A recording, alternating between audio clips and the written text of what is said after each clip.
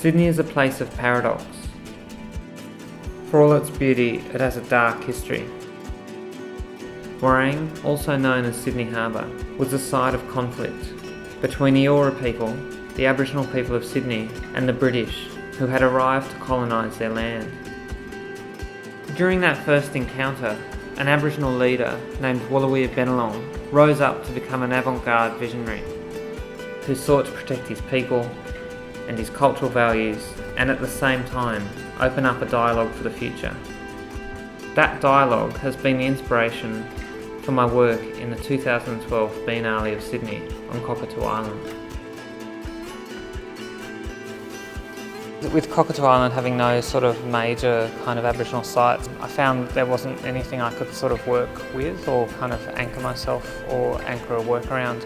There's this really awkward sense of scale, it's this awkward sense of how do you deal with this space with these massively oversized buildings in an industrial kind of site that you have to somehow re-inhabit, but they feel awkward because they are kind of flashbacks to like, I guess, another time.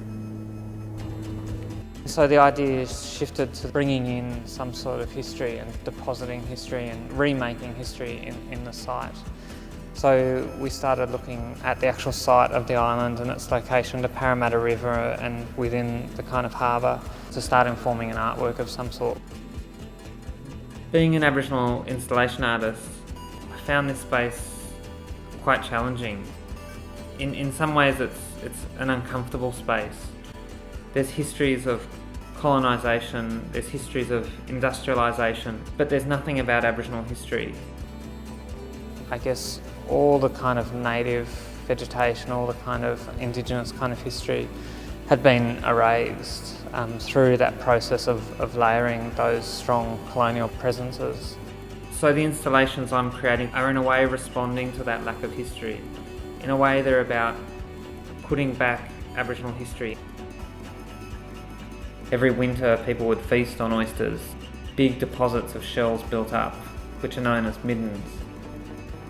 And when the British arrived, they introduced tea into Aboriginal communities. My work is meant to be bringing these two ideas together, the tea cup and the oyster shells, as a way of symbolising the ability of sort of blending two cultural ideas. My other installation is about the seasonal migration of eels. Eels are a really important part of the Sydney landscape.